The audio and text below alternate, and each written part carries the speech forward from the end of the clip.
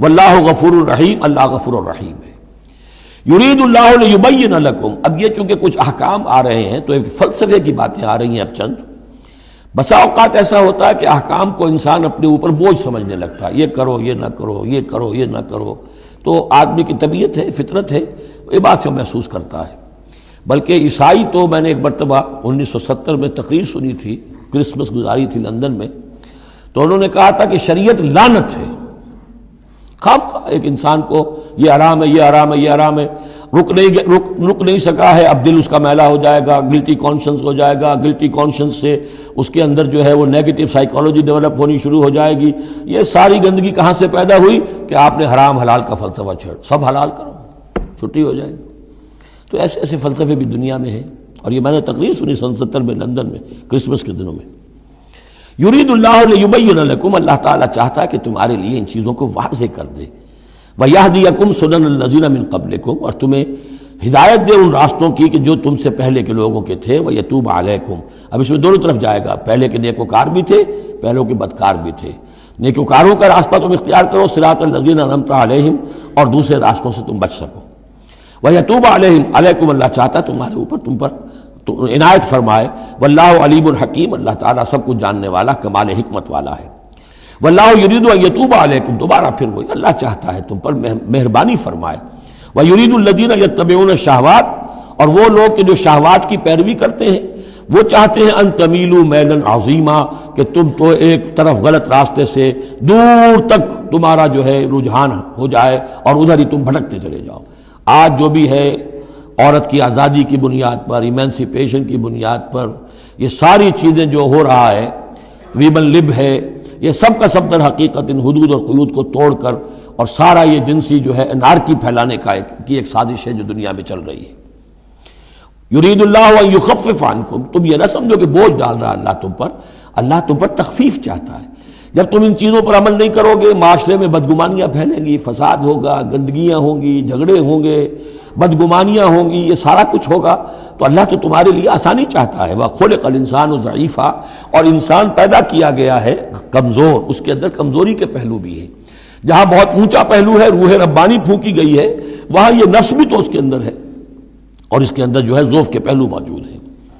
یا ایھا الذین آمنوا لا تاکلوا اموالکم بینکم بالباطل، اہل ایمان اپنے مال آپس میں باطل طریقے سے ہڑپ نہ کرو، الا ان تکون تجارتا عن تراض، سوائے اس کے کہ تجارت ہو تراض منکم، تمہاری باہمی رضامندی سے۔ یہ جوتا ہے 200 روپے کا ہے، آپ کو منظور ہے 200 دیجئے، جوتا لے لیجئے، یہ آپ کی باہمی رضامندی سے سودا ہے، وہ ہو گیا۔ لیکن یہ کہ اس سیدھے سادے اور صحیح اور طریقے پر، ایک ظاہر بات ہے کچھ نہ کچھ تو آپ نے نفع اس میں سے کمایا ہے، آپ نے محنت کی ہے، کہیں سے لائے ہیں، سٹور کیا ہے، دکان کا کرایہ دیا ہے، لیکن اس کو وہ گرج نہیں کرے گا۔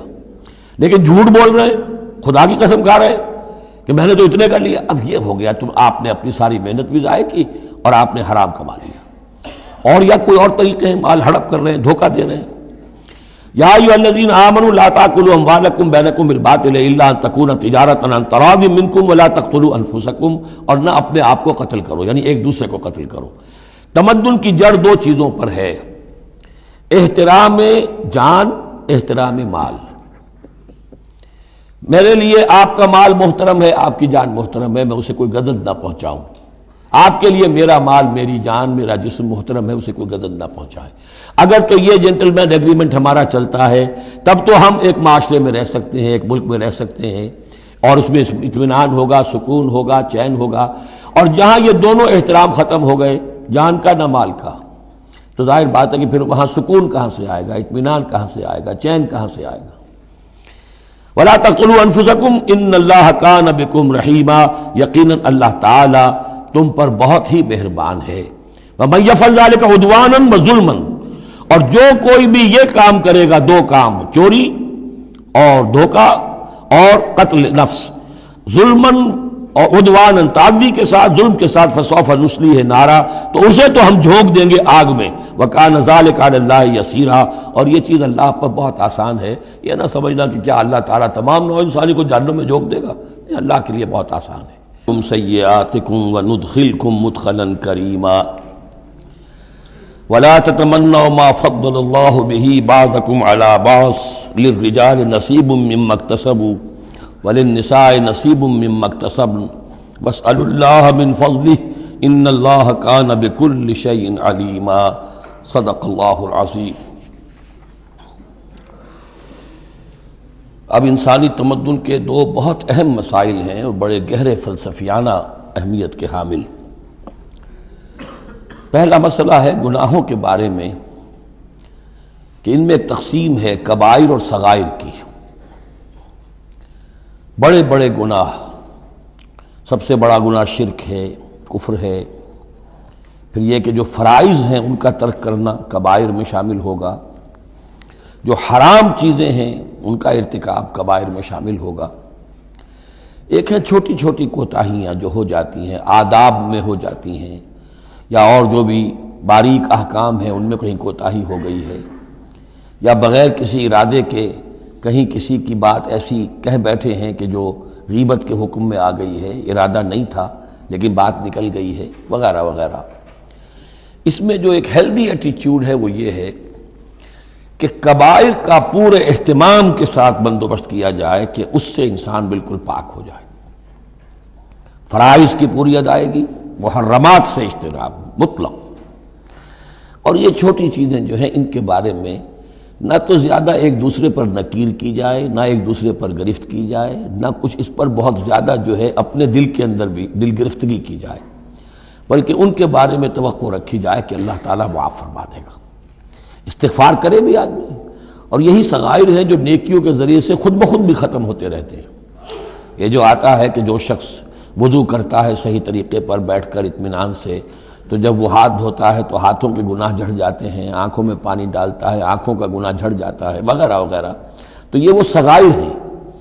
ان الحسنات یذہبن السیئات، یہ نیکیاں جو ہیں ان بدیوں کو دور کر دیتی ہیں۔ کبائر معاف نہیں ہوتے اس سے، نیکیوں سے جن گناہوں کی معافی کا از خود اعلان ہے قرآن میں، وہ کبائر نہیں صغائر ہیں۔ کبائر توبہ کے بغیر وہ نہیں بخشے جا سکتے، توبہ کرنی ہوگی۔ اور جو اکبر الکبائر ہے شرک، اس کے بارے میں تو 2 مرتبہ اس صورت میں آئے گا، ان اللہ لا یغفر ان یشرک بہ ویغفر ما دون ذلک لمن یشاء، وہ ہم پڑھیں گے بعد میں۔ لیکن ایک پرورٹڈ قسم کی مذہبی شخصیت ہوتی ہے، مذہبی مزاج، پرورٹڈ، بس شدہ۔ جو کبائر ہیں وہ تو ہو رہے ہیں، سود خوری ہو رہی ہے، جو کچھ ہو رہا ہے حرام خوری ہو رہی ہے، چھوٹی چھوٹی باتوں پر نکیر ہو رہی ہے، یہ پائنچا تمہارا نیچے کیوں چلا گیا ہے، اس کے اوپر ساری گرفت ہو رہی ہے، یہ کیا ہو گیا ہے، تمہاری داڑھی جو ہے شرعی نہیں ہے، اس کے اوپر گرفت ہو رہی ہے۔ یہ چیزیں جو ہیں دس از پرورشن، یہ مذہب کو بس کر دینے والی بات ہے۔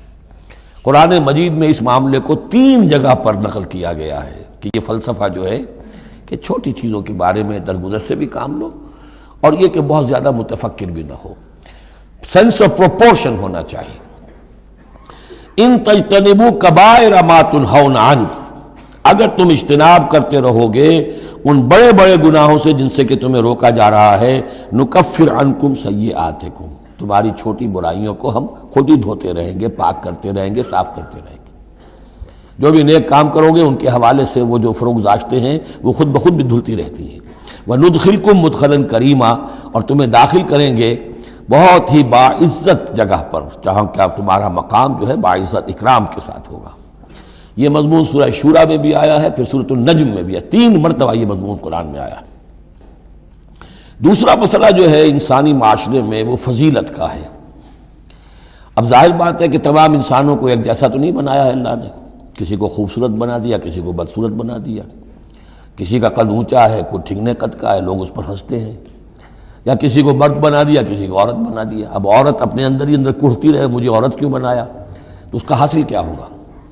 یا کوئی بدصورت انسان ہے، ٹھگنا ہے کسی اور اعتبار سے، دوسرا شخص ہے وہ دیکھتا ہے کہ وہ تو بڑا اچھا ہے، تو اب اس کے اوپر کڑھنے کی بجائے کیا ہونا چاہیے کہ اللہ تعالیٰ نے مجھے جو کچھ دیا ہے مجھے اس کے اوپر صبر اور شکر کرنا چاہیے، اور جو فضل ہے کسی اور چیز میں بھی ہو سکتا ہے، میں نیکی میں آگے بڑھ جاؤں، میں خیر کے کاموں میں آگے بڑھ جاؤں، میں علم میں آگے بڑھ جاؤں، تو یہ چیزیں جو ہیں انسان دوسری چیزوں سے اپنی ان کی تلافی کر لے، بجائے اس کے کہ ایک نیگیٹو اس کی سائیکالوجی ڈیولپ ہوتی چلی جائے، کڑھنا اور اندر ہی اندر جھڑتے رہنا، جس سے کہ پھر طرح طرح کی جو ذہنی بیماریاں پیدا ہوتی ہیں۔ انہی کانفلکٹس کی وجہ سے، انہی فرسٹریشنز کی وجہ سے مینٹل بیلنس آدمی لوز کر بیٹھتا ہے. تو اس کی بجائے دیکھیے کس قدر عمدہ تعلیم دی جا رہی ہے. وَلَا تَتَمَنَّوْا مَا فَضَّلَ اللَّهُ بِهِ بَعْضَكُمْ عَلَىٰ بَعْضٍ، اور تمنا نہ کیا کرو اس شے کی کہ جس کے ذریعے سے اللہ نے تم میں سے بعض کو بعض پر فضیلت دے دی ہے. اب اللہ کی دی ہوئی فضیلت ہے، اس میں آپ تمنا کریں، اور دوسری طرف یہ کہ اس میں حسرت ہو جائے. اب اس میں خاص طور پر جو مسئلہ ہے انسانوں میں، جو آج کا سب سے بڑا مسئلہ ہے دنیا میں، جیسا کہ میں نے بتایا ایکسپلائٹ کیا جا رہا ہے، مساوات مرد و زن. اب یہ بھی ایک فضیلت ہے، کسی کو اللہ نے مرد بنایا، کسی کو عورت بنایا. اب پہلی بات یہ بتائی جا رہی ہے للرجال نصیب مما اکتسبوا، مردوں کے لیے حصہ ہے اس میں سے کہ جو وہ کمائیں گے. وللنساء نصیب مما اکتسبن، اور عورتوں کے لیے حصہ ہے اس میں سے جو وہ کمائیں گی. یعنی جہاں تک نیکیوں کا معاملہ ہے، بدیوں کا معاملہ ہے، خیرات کا معاملہ ہے، حسنات کا معاملہ ہے یا سیئات کا معاملہ ہے، اس میں بالکل ایکویلٹی ہے. مرد نے نیکی کمائی اس کے لیے، عورت نے نیکی کمائی اس کے لیے، اس میں برابری ہے. عورت نیکی میں مرد سے آگے نکل جائے. اتنے مرد ہوں گے کروڑوں کہ جو رش کریں گے حضرت خدیجہ کے مقام پر، کہ جو ان کا نمایاں ہوگا قیامت کے دن، یا حضرت عائشہ یا حضرت فاطمہ کا مقام، تو وہ عورتیں تھیں اور مرد ہوں گے بڑے بڑے، لیکن یہ کہ ان کی خاک کو بھی نہیں پہنچ سکیں گے. تو یہ ہے کہ اس میں تسلیم کرے آدمی، تسلیم و رضا، کہ جو بھی اللہ نے مجھے بنا دیا اور مجھے دیا ہے، اب مجھے اس میں بہتر سے بہتر کرنا ہے. یہ میرا شاکلہ تو اللہ کی طرف سے آ گیا ہے. کل یعمل علی شاکلتہ، اور جو ہم پڑھ چکے سورہ بقرہ میں کہ لا یکلف اللہ نفسا الا وسعہا، وسع جو ہے وہ اللہ نے بنا دی ہے. تو اب اس آیت کو بھی غلط کوٹ کیا جاتا ہے کمائی کے لیے، کہ عورتیں بھی کما سکتی ہیں. دیکھیے لکھا ہوا نصیب مما اکتسبن، ان کے لیے حصہ ہے اس کمائی میں سے جو انہوں نے کیا. اچھا، کمائی سے مراد یہ سمجھ لیجئے قرآن مجید میں صرف ایک جگہ ایسی ہے سورہ بقرہ میں جو ہم پڑھ چکے ہیں، جہاں کسب کا لفظ آیا ہے معاشی جد و جہد اور معاشی کمائی کے لیے.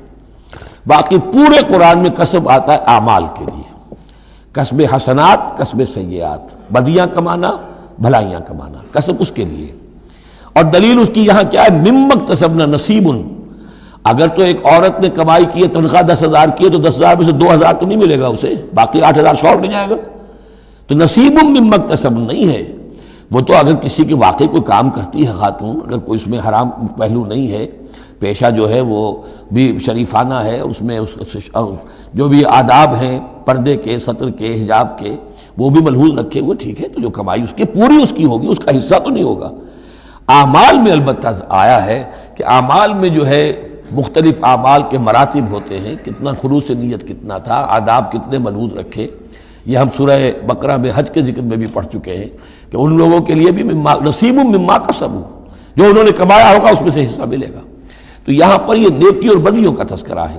یعنی جہاں تک مورل لیول ہے اس میں عورت اور مرد برابر ہیں. ہیومن ڈگنیٹی، ہیومن آنر اس میں برابر ہے، مورل لا برابر ہے. لیکن یہ ہے کہ باقی جو معاشرتی ذمہ داریاں ہیں اور ان کے حوالے سے جو تقسیم کار اللہ نے رکھی ہے، اس کے اعتبار سے فرق ہے.